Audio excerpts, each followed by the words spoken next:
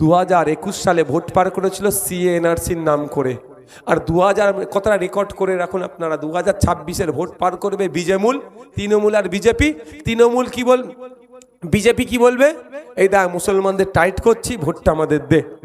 আর তৃণমূল বলবে ভোটটা আমাকে দাও, নাহলে তোমার ভোটাধিকার কেড়ে নেবে। এই বিজেমূল টোটাল ভোটটাকে এরা ভাগ করার জন্য পলিসি এই 2026-এর এসআইআর। আর আজকেও আমি বলে যাচ্ছি, কারো ক্ষমতা নাই কোনো একটা ভারতীয়র ভোটাধিকার কেড়ে রাখা।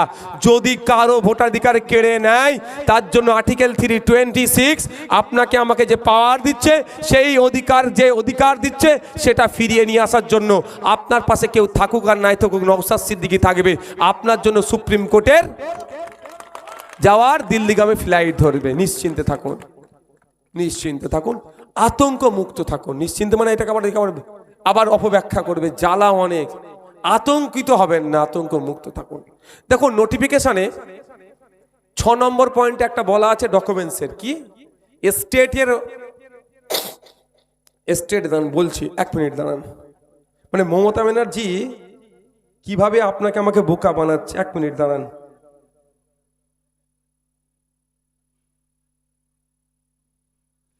যে লিস্টগুলো চালু হয়েছে, এই ডকুমেন্টস লাগবে, অনেক ডকুমেন্টসের কথা বলা হয়েছে। তো এর মধ্যে একটা 6 নম্বর পয়েন্টে একটা ডকুমেন্টস আছে। 6 নম্বর পয়েন্টে বলা হচ্ছে, দাঁড়ান, permanent residential certificate issued by the competent state authority.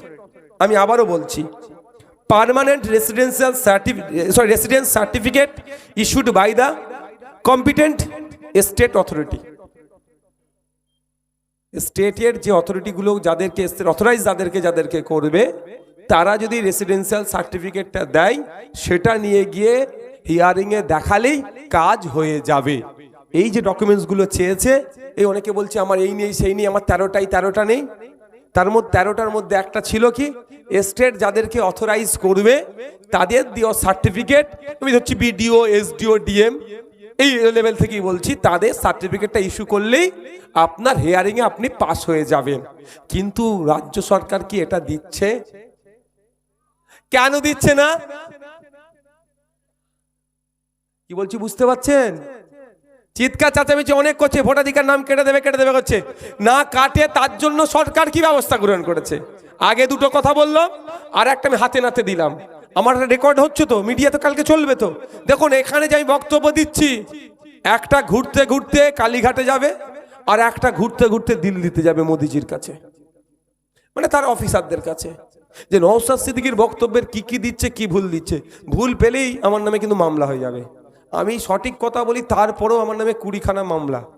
আর যদি একটা ভুল বলি, আমাকে কি করবে বুঝতে পেরেছেন? এরা ছেড়ে কথা বলবে, তারা বুঝতে পেরেছেন?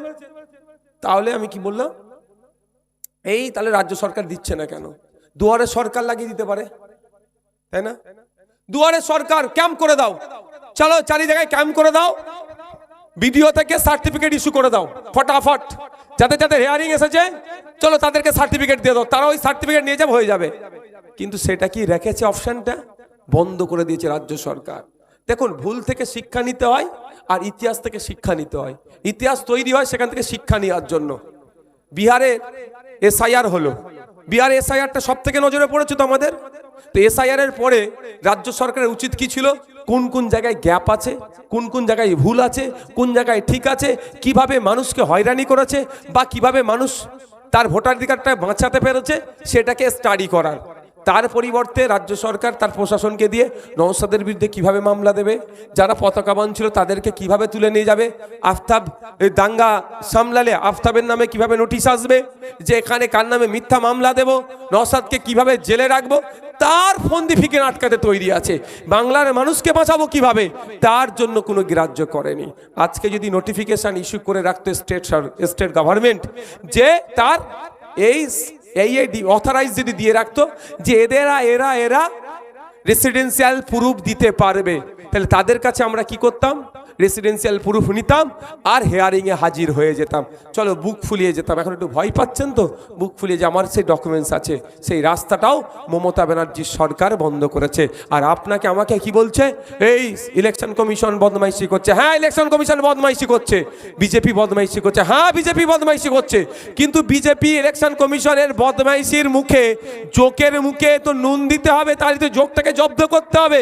সেই নুনেরটা দেওয়ার জায়গায় আপনি কেন নুনটা দিচ্ছেন না, সে লবণটা কেন দিচ্ছেন না, জবাবটা তো রাজ্য সরকারকেও দিতে হবে ভাই।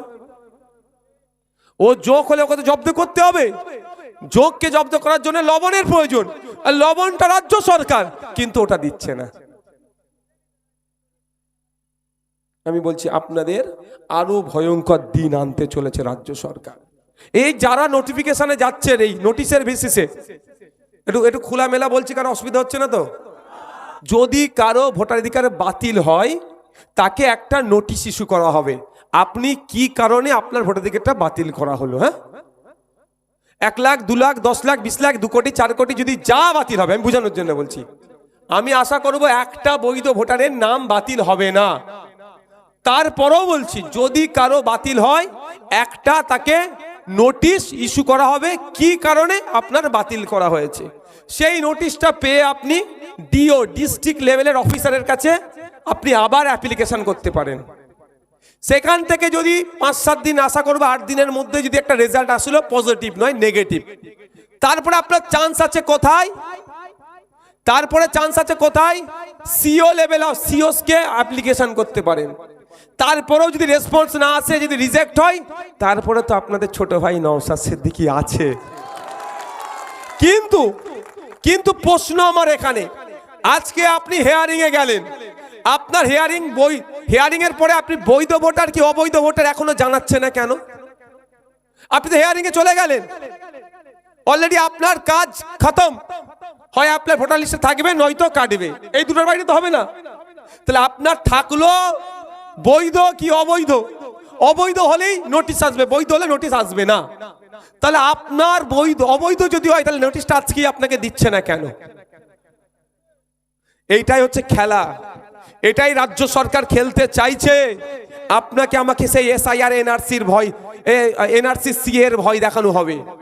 কারণ যদি আজকে আপনার হাতে নোটিশটা চলে আসে, কালকে আপনি ডিস্ট্রিক্টে যে অ্যাপ্লাই করে দিলেন, করবে 1 সপ্তাহ, 7 দিন, 8 দিনের মধ্যে ডিস্ট্রিক্টের কোনো সুরা হয়ে যাবে, নাহলে আপনি সিওর কাছে অ্যাপ্লাই করবেন। 14ই ফেব্রুয়ারি লিস্ট বার হওয়ার আগে আপনি আপনার জায়গায় আবার দাঁড়িয়ে যেতে পারবেন। কিন্তু রাজ্য সরকার কেন করছে না? এবার আপনি বলতে পারেন ওইগুলো সব ইআরওর হাতে থাকছে, ব্লক অফিসে থাকছে। ব্লক অফিসকে কন্ট্রোল কে করে? কেন্দ্র সরকার, ইসিআই না রাজ্য সরকার? তাহলে নোটিশটা ইস্যু করতে বারণ, যদি আমি আফতাবকে বলে দিই যে তুমি আজকে আপনার কি বলে, আমার পার্টির নেতৃত্ব বা আমাদের যারা আছেন, মুজিবরদাই তো দুটো নাম আছে বলুন না তো, হ্যাঁ ওই গলিয়ে ফেলি, তুষারেবদা বা মুজিবরদাকে আমি আমার পার্টির নেতৃত্ব, আমি বললাম আজকে আপনি প্রোগ্রাম করে বাড়ি যাওয়ার দরকার নেই, আপনি কলকাতায় চলুন। পার্টি নেতৃত্ব হিসাবে তো আমি চেয়ারম্যান, আমার কথা তো শুনবেই, উনি চলে গেলেন। আর এইদিকে এখানে কি বললাম, বাড়ির লোককে বলে দাও হারিয়ে গেছে, অন্যজনকে কি বলেন যে বলে হারিয়ে গেছে, তাহলে হই হবে তো ভাই। তো আমি সরকার, আমি যদি ইআরও আমার আন্ডারে, মানে বিএলও ব্লক অফিস আমার আন্ডারে, যখন নোটিশ ইস্যু করার দরকার নাই, তো সাহস আছে ওদের ইস্যু করার? কেন, কবে ইস্যু করবে? আমার সন্দেহ যেটা হচ্ছে সেটা আমি বলছি ভাই, আমার সন্দেহ হচ্ছে ঠিক 11th আওয়ারে ইস্যু করবে, যখন না থাকবে ঘাট, না থাকবে ঘাট, তখন হই হবে, বাংলায় একটা অশান্তি হয়তো আগুন লাগতে পারে। আমি সন্দেহ করছি এটা ভাই, কারণ আমি জিজ্ঞাসা করেছি তো, ওই জন্যই। আমি গিয়ে কালকে প্রায় 1 ঘন্টা কথা বলেছি, কোশ্চেনের উপরে কোশ্চেন করেছি, আর আমি ওকে রাখতে দিইনি অফিসারকে, আমি হাসি মুখে কোশ্চেন করেছি। আমি হাসি মুখে কোশ্চেন করি যাতে অফিসার না রেগে যায়, আমাকে উত্তর জানতে হবে তো, ওকে উত্তেজিত করি আমার লাভটা কি হবে? উত্তর দরকার। আমি বললাম স্যার যদি 1 লাখ মানুষের নাম কাটা যায়, কিভাবে আপনি 1 লাখ লোককে নোটিশ দেবেন? বলে 1 জন আর 1 কোটি মানুষের যদি নাম যায়, 1 জন হলেও তাকে নোটিশ দেবে, 1 কোটি হলে নোটিশ যাবে। আমরা কবে যাবে? বলছে আমরা তো চাইছি, বারবার ডিস্ট্রিক্ট লেভেলে বলছি তাড়াতাড়ি, যদি বাই চান্স কারো কেটে যায়, কাটবে কি ডকুমেন্টসের ভেরিফিকেশনের জন্য, ডকুমেন্টস প্রোভাইড না করার জন্য। আমরা কেউ তার কাটা তার পার করে আসেনি। তাহলে আমরা ভয় কেন? তাহলে ডকুমেন্টসের সাবমিশনের হয়তো ত্রুটির জন্য। তাহলে উনি বলছে আমি বারবার বলছি কিন্তু তারা নোটিশটা ইস্যু করছে না। তখন আমার সন্দেহ হচ্ছে হয়তো 11th আওয়ারে গিয়ে সবার একসাথে দেবে। হই হই করো, লাইট টায়ার জ্বালাও, রাস্তা অবরোধ করো, কি হবে? টায়ার জ্বালিয়ে রাস্তা অবরোধ করে এই মুহূর্তে আর কি হবে? তখন শেষ তো। মানে কোনো না কোনো জায়গায় বিজেপি আর তৃণমূল এক প্ল্যান করে চলছে। আমার বিশাল সন্দেহ হচ্ছে এইটা নিয়ে। একটাও শুভেন্দু অধিকারী কথা বলছে না। শুভেন্দু অধিকারী মুখে শুনেছেন যে 1000 কম্পিউটার অপারেটর না দেওয়ার জন্য এই গন্ডগোলটা হয়েছে? শুনেছেন? তাহলে কোথাও না কোথাও শুভেন্দু বাবুর সাথে মমতা ব্যানার্জি যোগ হয়ে সহজ সরল নিরহ মুসলমান দলিত আদিবাসীগুলোকে পেরেশান করা হচ্ছে। যাদের বাড়ি নোটিশ এসেছে, মুসলমানদের সব থেকে বেশি নোটিশ এসেছে, ওই মুসলমানদের সব থেকে বেশি নোটিশের মধ্যে সব থেকে বেশি হচ্ছে বানান ভুল, একার ওকার ভুল, টাইটেল ভুল। এটা আসেনি? তাহলে এটা তো অস্তই না। তাহলে বলুন, এখন যদি আমি আমার কথা বলছি, আমি গেলাম হিয়ারিং এ, আমি ব্যর্থ হয়েছি, চলুন আমাকে নোটিশ দিয়ে দেবে যে তুমি ব্যর্থ হয়েছো, এই কারণে হয়েছো। ভালো করে ঠান্ডা মাথায় বুঝবেন, আমি মানুষকে ভুল পথে নিয়ে যাবার পক্ষপাতী নয়। আর আমি সঠিক কথা বলি বলে আমার সাথে পেরে উঠতে পারে না, আমার নামে মিথ্যা অপপ্রচার করে। আমার ভোটার লিস্টে আমার নাম উঠেনি, বাদ যাচ্ছে কেন সেটা আমাকে লিখিত দেবে। এবার লিখিত যখন দেবে, আমি বৈধ ভোটার হলে আমি এর উত্তর তো তৈরি করব ভাই। তৈরি করে আমাকে একটা টাইম দিতে হবে তো। এই উত্তর তৈরি করে আমি ডিস্ট্রিক্ট লেভেলে আমি দিতে পারবো ডিওর কাছে। উত্তরে যদি ওরা মানে ওদেরকে সন্তুষ্ট না করতে পারি, তাহলে কোথায় দেবো? সিও লেভেল, সিও স্যারের কাছে। তাকেও না সন্তুষ্ট করতে পারলে আপনাদের খামচিহ্ন নেতা নওশাদ সিদ্দিকী আছে, সুপ্রিম কোর্টে গিয়ে এই তথ্যটা দেবে। ঠিক আছে? কিন্তু কথা হচ্ছে এটা তো আগে নোটিশটা দিয়ে দেওয়া দরকার। এটা দেখবেন লাস্টে দেবে, আমার মনে হচ্ছে একদম শেষে দেবে, সবার একসাথে সবাই হই হই করবে। সবার মানে যার যার নাম হয়তো বাদ যাবে, ইচ্ছাকৃতভাবে বাদ দিচ্ছে। হ্যাঁ, দেখেন এই যে নোটিশ এসছে, বর্তমান ভোটার তালিকা এবং পূর্ববর্তী SIR এর সময়ে প্রস্তুত ভোটার তালিকায় আপনার বা আপনার পিতার নিজের নামের তালিকা অমিলের কারণে এবং আপনার গণনা ফর্মে দেখানো সংযোগ অনুযায়ী মনে হচ্ছে আপনি পূর্ববর্তী SIR এর ভোটার তালিকার সাথে ভুলভাবে যুক্ত হয়েছেন। সেই তো নামের চব্য কেস, নামের কেস। এটা হতো না যদি 1000 কম্পিউটার অপারেটর দিত। ওই 1000 কম্পিউটার অপারেটর দিতে খরচ কত? 4 মাসে 4 কোটি টাকা মাত্র। আর এদিকে দুর্গাপুজোর অনুদান, খেলা মেলা করে, যদিও দুর্গা উৎসব কমিটিটা চায়নি। এ কি ভারতবর্ষে কি দুর্গা উৎসব এই প্রথম হচ্ছে মমতা ব্যানার্জির আমলে? যুগ যুগ ধরে দুর্গা উৎসব হয়ে আসছে। বরঞ্চ সময় ছিল দুর্গা উৎসব কমিটি উৎসব করার পরে, পুজো করার পরে টাকা বাঁচিয়ে চিফ মিনিস্টার রিলিফ ফান্ডে দিত। আমার মাইকের আওয়াজ যাচ্ছে, আমি যদি ভুল বলি আমাকে। চিফ মিনিস্টার রিলিফ ফান্ডে দুর্গা উৎসব কমিটি টাকা দিত। আর মমতা ব্যানার্জি এখন এমন দেখাচ্ছে ওরা টাকা না দিলে নাকি পুজোই হবে না। বলছে ঠাকুরকে অপমান করে দিচ্ছে, এটা নিয়ে প্রশ্ন সম্মুখীন করে দিচ্ছে। ভাবুন, অতশো কোটি টাকা খরচ হয়ে যাচ্ছে। এই দেখছিলাম 1100 কোটি টাকা সম্পত্তি দুর্গাঙ্গন হচ্ছে। 750 কোটি টাকা জমির ওপরে মহাকাল মন্দির। ওরা যারা হিন্দু সমাজের মানুষকে চেয়েছে, ওটা হিন্দু সমাজের মানুষকে আজকে রাস্তায় দাঁড়াতে হচ্ছে। বলুন, ওর থেকে যদি 4 কোটি টাকা দিত, বুঝতে পারছেন কোথায় মমতা ব্যানার্জি ধ্বংস করছে। তাই আপনাদের বলবো, আতঙ্কিত হলে কি এই সমস্যার সমাধান হবে? আপনার ভোটার লিস্টে নাম কেটে গেছে, আমি ধরছি তর্কের খাতিরে, আপনি আতঙ্কিত হবেন কেন? আপনার কারণটা এখানে তো দিয়েছে। কি কারণে আপনার নাম কেটেছে, তার কারণটা আপনাকে দেবে বলেছে।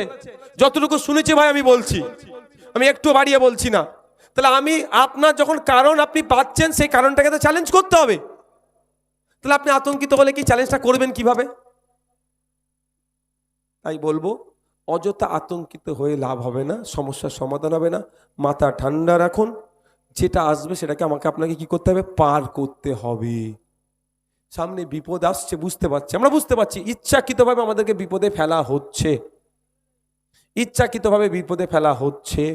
আমি প্রশ্ন করেছিলাম যে আমার 4 ভাই বোন, আমাকে 6 ভাই বোনের নোটিশ এসেছে কেন? আমি কি করেছি? আমার দুই ভাই বোন কোথায় থেকে উড়ে আসলো আমি দেখতে চাই। আমাকে বলছেন অফিসার যে আমরা দায়িত্ব নিয়ে বলছি, আপনার হয়তো 4 ভাই বোন আছে, কিন্তু 2 জন কেউ আপনাদের বাপের নামে লিঙ্ক করেছে। তারপরে এটা কাদের কাজ হতে পারে? কিন্তু আমি এটা চুপ থাকার ছিল নয়। আপনার কথা আমি বিশ্বাস করব কি করে? আপনার কথা আমি বিশ্বাস করব কি করে যে আমার 4 ভাইয়ের জায়গায় 2 জনকে আবার কেউ আমার বাপের নামে লিঙ্ক করিয়ে দিয়েছে? বলছে অপেক্ষা করুন, আমাকে একটা কাগজ দেবে।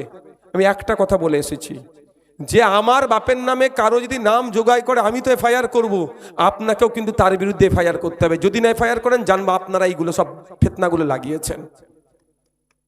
কি বলছি বুঝতে পেরেছেন? ফিতনা লাগাচ্ছে কে?